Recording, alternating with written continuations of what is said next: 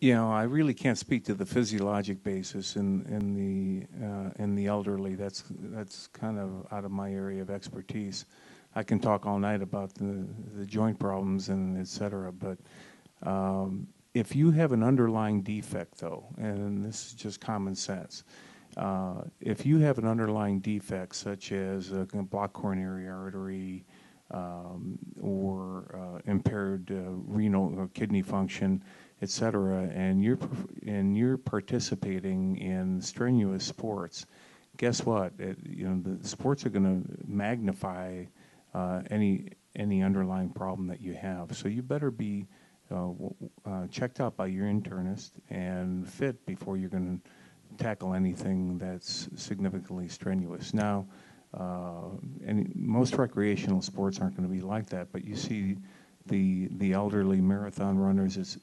But unfortunately, you also see the elderly marathon runners dropping dead during the marathons, and these guys and gals are in really, really good shape. But it does, when you're pushing the envelope like that, it doesn't. There's a very fine line between function and serious problems. So. And I would always also say, for general people, keeping fit, keeping busy, keeping active is going to be good.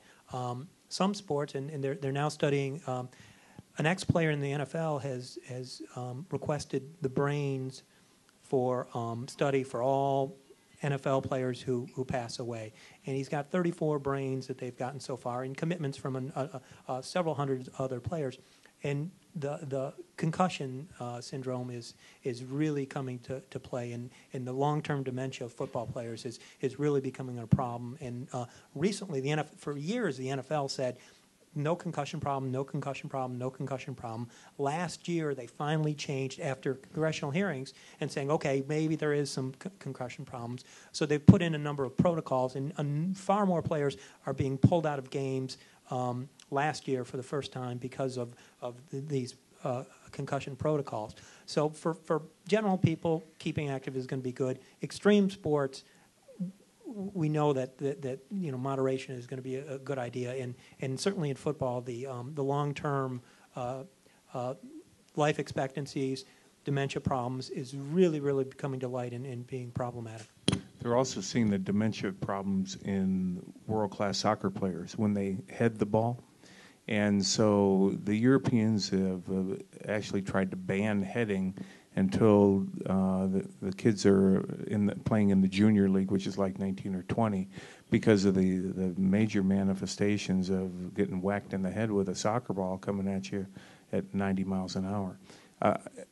Speaking of dementia and brain injuries, the University of Michigan and the University of Oklahoma put these little transducers in the helmets of some of their big-time football players. And in the contact positions, predominantly linebackers and running backs, in a typical game, the brain sees the forces comparable to a major automobile accident 35 times a game. 35 times, and that's at the collegiate level. You take it to the NFL, you can probably magnify that times 4 because the speed of the game. So it's unfortunately the nature of the game. Can you make the helmets any better? Yeah, but then they're awful heavy now. Then the players are going to complain that they can't play with them. So it's a violent game. You get a concussion in the lower part of the head, just like most concussions you think have been hit here. Oh no, that's why You get hit with a fist in the jaw, you can get a concussion. The NCAA mandates that you wear a mouthpiece, just like the boxers. I mean, you get knocked out, you don't get hit in the top of the head, you get hit in the jaw. So you can markedly reduce the forces transmitted by wearing a mouthpiece, and that's why the NCAA mandates it. It is not mandatory in the NFL. When I played college ball, it was not mandatory. I hated a mouthpiece. I never wore one. I was stupid. I got whacked a couple times. I probably have dementia. That's why I'm a surgeon. But especially nowadays. But we won't get into that topic tonight. But nevertheless, yes, you can markedly reduce the forces by wearing a mouthpiece. Yes. Well, I know somebody who got hit just with one blow, fist, and so they had a concussion. I Yes. didn't know you could get one. Oh, just look at the boxers. One punch, bang. But I You always know. thought it was hitting around the head. No, you can catch it on the jaw too. You know, good jab or an uppercut.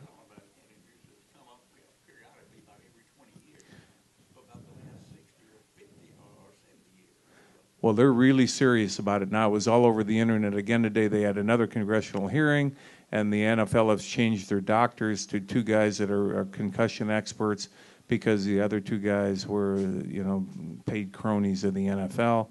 They're really serious about this now.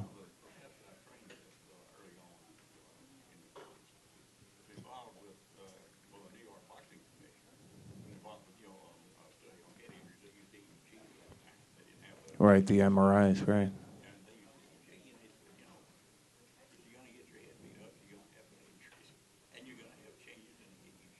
That's exactly right. And it sort of, just sort of petered out. The report was made. Hearings were done before their sentence and whatnot. And it was done. And then 23 years later, they repeat the study. And it's just the same thing. And about every 20, 30 years, they all that. This is being I hope they are serious about it. Well, I think they're really serious about it now with the CAT scanners and the MRIs. It's so easy to do. You just lay there for 10 minutes and they can tell how bad your squash is involved. So, Todd? Yeah, I was going to say from a equipment standpoint, a physics standpoint, to go to your question about equipment and this about head injuries. From a physics standpoint, it's a very hard problem to solve, especially in football, equipment-wise. You had mentioned the heavier helmet. You think about, and you likened it to a car wreck, right? When you think about all the safety mechanisms involved in a car wreck, they're all meant to lengthen the amount of distance before your body comes to rest. And that can be, you got the crumple zone on the car. That's so that the car actually extends the amount of time that it wrecks so that you decelerate over a much longer time period and longer distance. You have a seat belt that's supposed to stretch. You have an airbag that's supposed to lower you into the steering column. You have all these different ways. When you think about a heavier helmet, that gives the body more mass, but it still hurts the person who's on the other side. When you think about padding, that's the only thing that's really keeping this brain from decelerating very rapidly, right? This is what's causing these concussions. And so you've got to make your helmet bigger to extend that distance.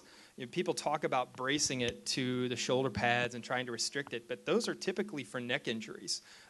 There is you can talk about transmitting force through the body, but it ultimately comes down to how quickly you stop the brain, right? So it's moving at 8 meters per second, and then it's stopped. And however, how much distance and how much time. And that's a very tough problem to solve equipment-wise, and which is why we get rules about how you can hit another person with your head and where your head, what position it needs to be in. That those are often easier ways to stop. Don't matter. They're never going to stop the head injury. Unless you have this enormous helmet, right? I mean, the idea is that you stop the concrete over a slow time, and then the brain sort of just rubs it. It's the way we're built. We got time for one more question back there.